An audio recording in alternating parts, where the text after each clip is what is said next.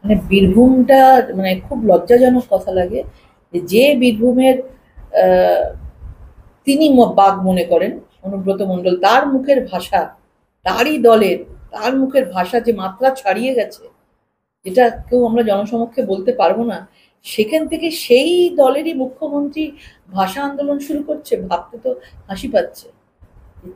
তারই দলের নেতা এই ধরনের আহ, পুলিশের বউয়ের বিরুদ্ধে, মানে বউ মেয়েকে নিয়ে এই ধরনের ধরনের যে ভাষা ইউজ করেছে।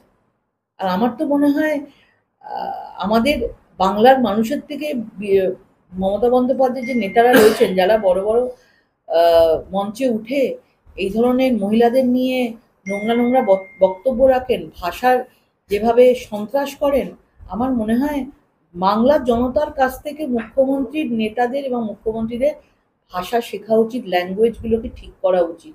তাদের মুখে কখনো ভাষা আন্দোলন মানে মানায় না। আর পশ্চিমবঙ্গে ভাষা আন্দোলনের কি লাভ? আজকে বীরভূমের একটি মেয়ে আহ, আজকে ধর্ষিত হয়েছে, সেও বাঙালি, সেও বাংলায় কথা বলে, তাকে নিয়ে আন্দোলন করুক না, তাকে নিয়ে তো আন্দোলন নেই। মুর্শিদাবাদের মতো জায়গায় হিন্দু মহিলাদের মায়েদেরকে অত্যাচার করা হয়েছে, তারাও তো বাঙালি, তাদেরকে নিয়ে পথে নামুক না, কেউ তো বাঙালি ছিল। পরিযায়ী শ্রমিক, পরিযায়ী শ্রমিকরা আজকে যারা বাইরে রয়েছে, তাদেরকে নিয়ে তিনি বাংলা নিয়ে কথা বলছেন। আজকে এই বাংলার বাইরে পরিযায়ী শ্রমিকরা অনেক নিরাপদে রয়েছেন, তারা আসতে চায় না, ফিরে আসতে চায় না, এই সরকার বদলে গেলে তারা ফিরে আসতে চায়। তো সুতরাং এই ধরনের যে ভাষার একটা অস্মিতা নিয়ে, বাংলা ভাষার অস্মিতা নিয়ে আন্দোলন করছেন, আমার মনে হয় এটা প্রাসঙ্গিক নয়। যেরকম ভাবে যোগ্য আর অযোগ্যকে একসঙ্গে মিলিয়ে দেওয়া হয়েছে, যে তারা এখন বেরোতেই পারছে না, চাল আর ডাল একসঙ্গে মিশিয়ে দিয়েছে, সেরকম ভাবে বাংলাদেশিরা যারা বাংলা ভাষায় কথা বলে, আর আমরা যারা ভারতবর্ষের নাগরিক যারা বাংলা ভাষায় কথা বলে, তাদেরকে ভোট পাওয়ার জন্য তাদেরকে একসাথে মিশিয়ে দেওয়া হয়েছে। পশ্চিমবাংলার শাসক দলের অভিযোগ, মানুষের ভোটে বিজেপি রাজ্যে এর আগে যতবার ভোট হয়েছে হেরেছে, আসতে পারবে না, সেই জন্য নির্বাচন কমিশনকে ব্যবহার করছে সে জেতার জন্য, বেছে বেছে যারা বিরোধীদের ভোট দেয় তাদেরকে তাদের নাম বাদ দিতে চাইছে। দেখুন, আগেরবার উনি যখন জিতে যান তখন বলে মানুষের গণতন্ত্র মানে গণতন্ত্রের জয়, আর যখন তিনি হেরে যান তখন বলে ইভিএম এর প্রবলেম। তো উনি আগে থেকে বুঝতে পারছেন যে এইবারে আর মানুষের ভোটে জয়যুক্ত হতে পারবেন না, সেই জন্য আগে থেকে গান গাইতে শুরু করেছেন যে নির্বাচন কমিশনকে ইউজ করছেন। কোনোভাবে করা হচ্ছে না সংবিধান প্রক্রিয়া মেনে, নির্বাচন কমিশনের প্রক্রিয়া মেনে পুরো দেশে যেটা হচ্ছে বাংলাতেও সেটা হচ্ছে। বাংলা ভাষা কি আস্তে আস্তে ইনসাক্ট হচ্ছে? মালদহে বিজেপি গভর্নমেন্ট বাড়ি ঘেরাও এবং এর কথা বলছেন তৃণমূলের শ্রমিক নেতা, উনি তো 21শে জুলাইয়ের মঞ্চে পরিষ্কার হুমকি দিয়েছেন, যে সবাইকে বলে দিয়েছেন বিজেপি নেতাদের বাড়ি ঘেরাও করো, এই তো পরিষ্কার বলে দিয়েছেন। তার মানে ভাবুন যে আগামী দিনে কি হতে চলেছে।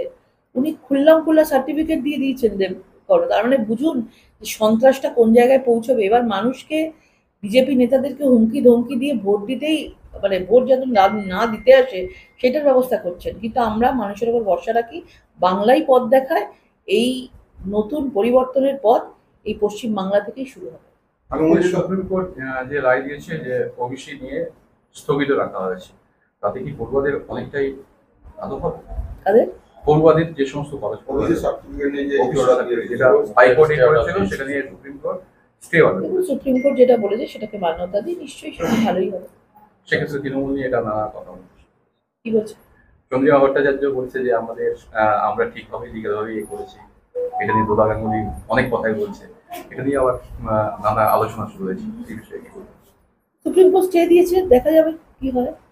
আজকে অভিষেক ব্যানার্জি পার্লামেন্টে বলেছেন সারা ভারতবর্ষ জুড়ে, বিশেষ করে বিজেপি শাসিত যে রাজ্যগুলো রয়েছে, রাজস্থান, উত্তরপ্রদেশ, উড়িষ্যা, মহারাষ্ট্র, যেখানে ডবল ইঞ্জিন সরকার রয়েছে, সেখানে বাঙালিদের উপর পূর্ব পরিকল্পিত অত্যাচার, হিংসার একাধিক ঘটনা, বিজেপির প্রতিহিংসার রাজনীতি এর ঘুরি ঘুরি উদাহরণ উঠে আসছে যত দিন যাচ্ছে, এবং কারা এসআর এর নাম করে বাঙালিদের উপর অত্যাচার করছে গতকাল আপনারা দেখেছেন।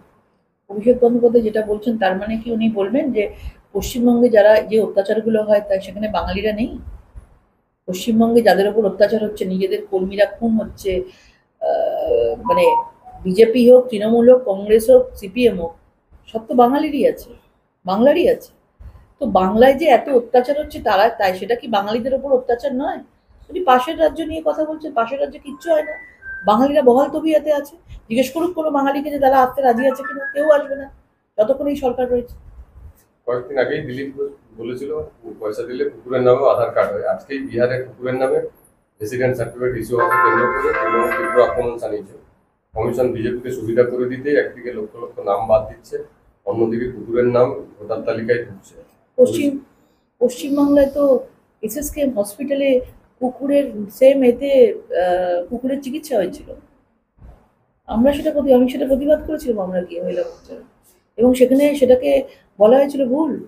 পরবর্তীকালে দেখা গেছে যে নির্মল মাঝির সেই আন্ডারে কুকুরের সেই একই মানুষের যেখানে চিকিৎসায় কুকুরের চিকিৎসা হয়েছিল, তারা আবার নিজের বাংলায় এইসব বলে আবার পরের বাংলাতে বিহার নিয়ে কিসের জন্য বলতে যাচ্ছে, কিসের অধিকারে বলতে যাচ্ছে? এটা কুকুরের নামে কি করে সেটা নিশ্চয়ই বিহার সরকার দেখবে, সেটা নিশ্চয়ই বিহার সরকার দেখবে, নির্বাচন কমিশন দেখবে। কিন্তু যারা এই কথাগুলো বলছে তাদের মুখে বানায় না। এসএসকে মানুষের হসপিটালে কুকুরের চিকিৎসা হয়েছে, এসএসকেএম এ সেই এভিডেন্স সবকিছু রয়েছে। আরো বলেছে যেখানে মানুষের নাম বাদ দিচ্ছে কমিশন, সেখানে কুকুরের নাম মানুষের নাম বাদ দিচ্ছে, কারণ সেই মানুষগুলো নাগরিক নয়। কুকুরের নাম যদি দিয়ে থাকে সেটা অন্যায় আছে, কিন্তু মানুষের নাম বাদ সেটা বাংলাদেশের নাগরিক না, একে বাঙালি বলে চালিয়ে দিলে তো হবে না।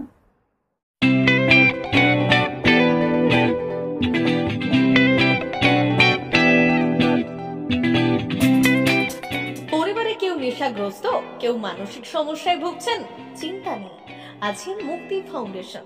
মুক্তি ফাউন্ডেশন মানসিক রোগের চিকিৎসা, সাইকোথেরাপি ও কাউন্সেলিং, ফ্যামিলি কাউন্সেলিং ও নেশা চিকিৎসা করে। আপনার পরিবারের কোনো সদস্যের এমন কোনো সমস্যা থাকলে যোগাযোগ করুন আমাদের সঙ্গে।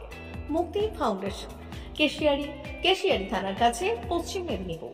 নেশাগ্রস্ত মানুষদের জীবনের মূল স্রোতে ফিরিয়ে আনতে চাই বিশেষ ধরনের চিকিৎসা পদ্ধতি, যা নিয়ে এসেছে মুক্তি ফাউন্ডেশন। আজই যোগাযোগ করুন আমাদের সঙ্গে, পরিবারের সদস্যকে সমাজের মূল স্রোতে ফিরিয়ে আনুন। যোগাযোগ নম্বর 7478306038।